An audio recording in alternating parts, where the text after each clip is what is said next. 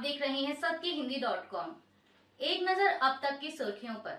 देश के चुनावी माहौल में जारी राजनीतिक बयानबाजी के बीच एआईएमआईएम प्रमुख असदुद्दीन ओवैसी ने कहा है कि चुनाव जीतने के बाद केंद्र सरकार अल्पसंख्यकों के आरक्षण छीन लेगी। उन्होंने हैदराबाद में एक चुनावी सभा को संबोधित करते दौरान यह बात कही। ओवैसी ने कहा कि मेरी बात याद रखिएगा, प्रधानमंत्री नरेंद्र मोदी संविधान में संशोधन करेंगे, आरक्षण छीन लिया जाएगा। उन्होंने कहा कि मैं सभी दलितों और BR अम्बेडकर को मानने वालों को बताना चाहता हूं कि PM मोदी संविधान और कानून बदलना चाहते हैं, बीजेपी कानून बदलना चाहती है और अगर ऐसा हुआ तो आरक्षण खत्म हो जाएगा। लोकसभा चुनाव के लिए कराए गए सर्वे पर पश्चिम बंगाल की मुख्यमंत्री ममता बनर्जी ने सवाल उठाए हैं। उन्होंने कहा कि opinion poll Bharatiya Janata party की ओर से प्रायोजित होते हैं, इसलिए इन सर्वेक्षणों पर विश्वास ना करें। उन्होंने कल शनिवार को एक चुनावी रैली को संबोधित करते हुए कहा कि विधानसभा चुनाव में उन्होंने दावा किया था कि बीजेपी 200 से अधिक सीटों पर जीत हासिल करेगी, पर ऐसा नहीं हुआ और इस बार भी बीजेपी पश्चिम बंगाल में सफल नहीं होगी।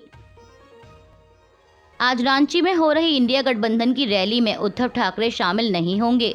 उनके शामिल ना होने की वजह बताते हुए पार्टी नेता संजय राउत ने कहा कि हमें रांची में होने वाली रैली में शामिल होने का न्योता मिला था, लेकिन महाराष्ट्र में प्रचार अभियान चरम पर है। ऐसे में उद्धव ठाकरे महाराष्ट्र में प्रचार अभियान में व्यस्त हैं और इस कारण वह रैली का हिस्सा नहीं बन पाएंगे, लेकिन हमारी पार्टी से कोई और रैली में शामिल होगा। वहीं कांग्रेस नेता राहुल गांधी भी इंडिया गठबंधन की इस रैली में शामिल नहीं होंगे। बताया जा रहा है कि राहुल गांधी की तबीयत बिगड़ने की वजह से वह रैली का हिस्सा नहीं बन पाएंगे। लोकसभा चुनाव के लिए 26 अप्रैल को दूसरे चरण का मतदान होना है, लेकिन इससे पहले कांग्रेस पार्टी को बड़ा झटका लगा है। दरअसल गुजरात की सूरत सीट से कांग्रेस प्रत्याशी नीलेश कुंभानी का नामांकन रद्द कर दिया गया है। मीडिया रिपोर्ट्स के मुताबिक उनका नामांकन कोर्ट के आदेश पर रद्द किया गया। आज कोर्ट की सुनवाई के दौरान उनकी उम्मीदवारी के लिए बतौर समर्थक हस्ताक्षर करने वाले तीनों समर्थक पेश नहीं हुए। इन तीनों समर्थकों ने दावा किया था कि नीलेश कुंभानी के नामांकन फॉर्म में उन्होंने हस्ताक्षर नहीं किए हैं। इसके चलते भाजपा ने कोर्ट में याचिका देकर नीलेश का नामांकन फॉर्म रद्द करने की मांग की थी, जिस पर आज फैसला आया। केंद्रीय गृह मंत्री अमित शाह ने एक चुनावी रैली को संबोधित करते हुए आरजेडी प्रमुख लालू यादव पर जमकर निशाना साधा। उन्होंने कहा कि आज लालू यादव और कांग्रेस पार्टी एक होकर हमारी पार्टी और नीतीश कुमार के खिलाफ चुनाव लड़ रही है। आज लालू यादव कांग्रेस के साथ बैठे हैं। केंद्रीय मंत्री ने कहा कि मैं लालू यादव जी को कहना चाहता हूं, इसी कांग्रेस पार्टी ने पिछड़ा समाज का विरोध किया और पिछड़ा समाज के विरोधी कांग्रेस पार्टी की गोदी में आज लालू यादव और इनके बेटे बैठे हैं। उन्होंने कहा कि भाजपा ने सबसे पहला ओबीसी प्रधानमंत्री, पिछड़ा वर्ग का प्रधानमंत्री PM नरेंद्र मोदी को बनाया है। कांग्रेस नेता राहुल गांधी ने हाल ही में दावा किया है कि इस लोकसभा चुनाव में बीजेपी केवल 150 सीटें ही जीत पाएगी। वहीं अब उनके इस बयान पर बीजेपी अध्यक्ष JP नड्डा ने पलटवार करते हुए कहा कि राहुल गांधी को कोई सीरियस नहीं लेता है। ABP न्यूज से बातचीत के दौरान उन्होंने कहा कि राहुल गांधी को सीरियस कौन लेता है। राहुल गांधी जी सोच विचार कर बोलते हैं, ऐसा मुझे तो अनुभव नहीं है, ना ही उनका पास्ट रिकॉर्ड ऐसा कुछ बताता है। उन्हें जो बताया जाता है वो आगे बढ़ा देते हैं। अभी 4-5 महीने पहले राहुल कहते थे कि हम राजस्थान, छत्तीसगढ़ और मध्य प्रदेश में आ रहे हैं, लेकिन क्या हुआ जब नतीजे आए? इन तीनों ही राज्यों में हमारी पूर्ण बहुमत की सरकार बनी और एक राज्य में तो हमने अपना ही रिकॉर्ड ब्रेक करके सरकार बनाई है। तो राहुल गांधी की बातों को कोई सीरियस नहीं लेता। सिर्फ मैं ही नहीं, जनता भी उनको सीरियस नहीं लेती। लोकसभा चुनाव के लिए देश में जारी तैयारियों के बीच चुनाव आयोग ने शिवसेना उद्धव गुट को एक नोटिस जारी किया है। दरअसल उद्धव गुट ने चुनाव प्रचार के लिए पार्टी का मशाल गाना बनाया था, जिसमें भवानी शब्द का जिक्र आता है। चुनाव आयोग ने शब्द के उल्लेख पर आपत्ति जताते हुए ही यह नोटिस भेजा है। दरअसल भवानी शब्द का इस्तेमाल देवी देवताओं के लिए किया जाता है। ऐसे में पार्टी की तरफ से शब्द के इस्तेमाल को लेकर आयोग के पास शिकायत पहुंची थी, जिस पर संज्ञान लेते हुए चुनाव आयोग ने आज रविवार को शिवसेना उद्धव ठाकरे गुट को यह नोटिस जारी किया। बता दें कि 17 अप्रैल को ही शिवसेना UBT ने अपने चुनाव चिन्ह मशाल को लेकर अपना थीम सॉन्ग लॉन्च किया था। चुनाव आयोग द्वारा जारी नोटिस का उद्धव ठाकरे ने जवाब दिया है। दरअसल आयोग ने उन्हें पार्टी के मशाल गाने में 2 बदलाव करने को कहा था, लेकिन उद्धव ठाकरे ने आयोग के इस आदेश को मानने से इनकार कर दिया और इसी के साथ उन्होंने पीएम मोदी और अमित शाह पर भी निशाना साधा। उद्धव ठाकरे ने चुनाव आयोग को चुनौती देते हुए कहा कि कल हमें चुनाव आयोग की तरफ से एक चिट्ठी मिली। हमारी पार्टी का चिन्ह अब मशाल है। हमने आगामी चुनाव के लिए मशाल गाना भी लॉन्च किया है। जब इसे चुनाव आयोग के समक्ष प्रस्तुत किया गया तब उन्होंने 2 शब्द हिंदू हा तुझ धर्म और जय भवानी जय शिवाजी हटाने के लिए कहा। मैं चुनाव आयोग को कहना चाहूँगा कि हम इसे नहीं हटाएंगे। मीडिया से बात करते हुए उन्होंने आगे कहा कि मध्य प्रदेश, तेलंगाना और कर्नाटक में चुनाव प्रचार के दौरान प्रधानमंत्री ने बजरंगबली की जय कहा था। अमित शाह ने कहा था कि अगर वे फिर से सत्ता में आते हैं तो सभी को दर्शन के लिए अयोध्या के राम मंदिर ले जाया जाएगा।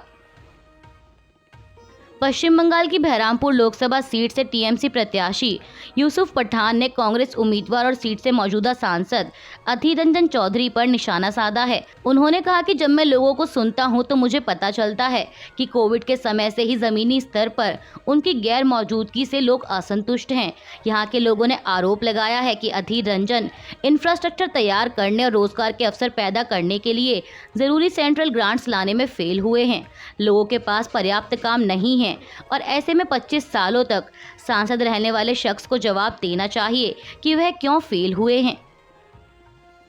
जहां एक तरफ अमेरिका ने इजराइल के लिए $26 बिलियन की नई सैन्य सहायता को मंजूरी दी है, तो वहीं दूसरी ओर अमेरिका इजराइल की एक सैन्य बटालियन पर प्रतिबंध लगाने की तैयारी कर रहा है। खबरों के मुताबिक ये प्रतिबंध बटालियन द्वारा फिलिस्तीनी लोगों के खिलाफ किए गए मानवाधिकार उल्लंघन के लिए लगाया जा सकता है। हालांकि अमेरिका के इस कदम की इजरायली प्रधानमंत्री बेंजामिन नेतन्याहू ने निंदा की है। उन्होंने कल शनिवार रात कहा कि इजरायली रक्षा बलों पर प्रतिबंध नहीं लगाया जाना चाहिए। हमारे सैनिक आतंकवादी से लड़ रहे हैं। आईडीएफ यूनिट पर प्रतिबंध लगाने का इरादा बेतुकापन है। उन्होंने आगे कहा कि मैं जिस इजरायली सरकार का नेतृत्व कर रहा हूं, वह इन कदमों के खिलाफ सभी तरीकों से कार्रवाई करेगी। कांग्रेस के वरिष्ठ नेता पी चिदम्बरम ने आज रविवार को ऐलान किया है कि अगर इंडिया गठबंधन की सरकार बनती है तो नागरिकता संशोधन कानून यानी सीएए को रद्द कर दिया जाएगा।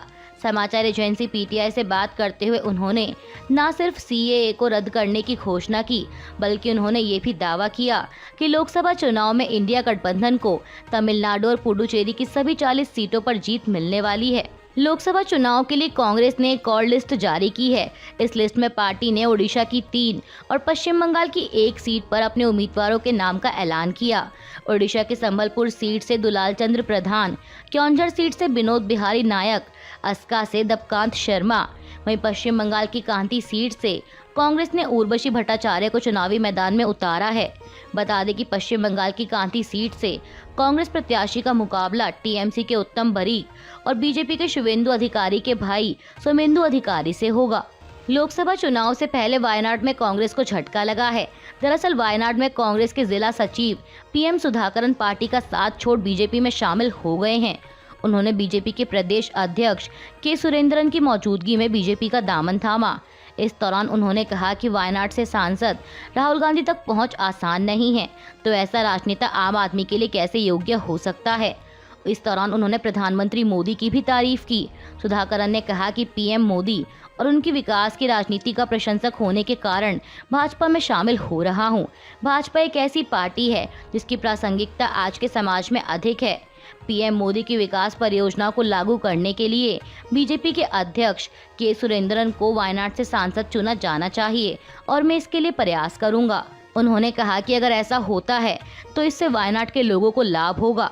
भारतीय पहलवान विनेश फोगाट ने पेरिस ओलंपिक 2024 के लिए महिलाओं के 50 किलोग्राम कैटेगरी का कोटा हासिल कर लिया है। एशियन ओलंपिक क्वालिफायर के सेमीफाइनल में जीत हासिल करने के बाद विनेश फोगाट पेरिस ओलंपिक के लिए क्वालिफाई करने में कामयाब रहीं। स्पोर्ट्स अथॉरिटी ऑफ इंडिया ने एक्स प्लेटफॉर्म पर इसकी जानकारी दी। साथ ही ये भी बताया कि भारत की 2 और महिला पहलवान अंशु मलिक और ऋतिका हुड्डा भी पेरिस ओलंपिक के लिए क्वालिफाई करने में कामयाब हो गई हैं। अंशु मलिक ने महिलाओं की 57 किलोग्राम कैटेगरी में कोटा हासिल किया, तो वही ऋतिका हुड्डा 76 किलोग्राम कैटेगरी के लिए क्वालिफाई करने में कामयाब रहीं। बेंगलुरु पिछले कुछ हफ्तों से गंभीर जल संकट से जूझ रहा है, जिसे लेकर प्रधानमंत्री मोदी ने कर्नाटक की कांग्रेस सरकार पर निशाना साधा है। पीएम मोदी ने कहा कि पार्टी ने टेक सिटी को टैंकर सिटी में बदल दिया। एक चुनावी सभा को संबोधित करते हुए उन्होंने कहा कि नाद प्रभु केम्पेगौड़ा ने बेंगलुरु को एक शानदार शहर बनाने का सपना देखा था, लेकिन कांग्रेस सरकार ने कुछ ही समय में यहाँ की हालत बिगाड़ दी। कांग्रेस ने टैक्स सिटी को टैंकर सिटी में बदलकर उसे वाटर माफियाओं के हवाले कर दिया। एग्रीकल्चर हो या शहरी इंफ्रास्ट्रक्चर, हर जगह बजट को घटाया जा रहा है। प्रधानमंत्री मोदी ने आगे कहा कि कांग्रेस की सरकार का ध्यान सिर्फ भ्रष्टाचार पर है, बेंगलुरु के लोगों की समस्या पर नहीं। उन्होंने कहा कि कर्नाटक में सिर्फ केंद्र सरकार के प्रोजेक्ट तेजी से चल रहे हैं। वहीं पीएम मोदी की इस टिप्पणी पर पलटवार करते हुए राज्य के मुख्यमंत्री सिद्धरमैया ने पूछा कि जब कर्नाटक बाढ़ और सूखे से जूझ रहा था तब प्रधानमंत्री कहां थे। बता दें कि बेंगलुरु की सभी सीटों पर 26 अप्रैल को वोटिंग होनी है। ऐसे में प्रधानमंत्री मोदी एक चुनावी सभा को संबोधित करने वहां पहुंचे थे। अभी के लिए बस इतना ही। बाकी की खबरों के लिए जुड़े रहिए सत्य हिंदी.com के साथ।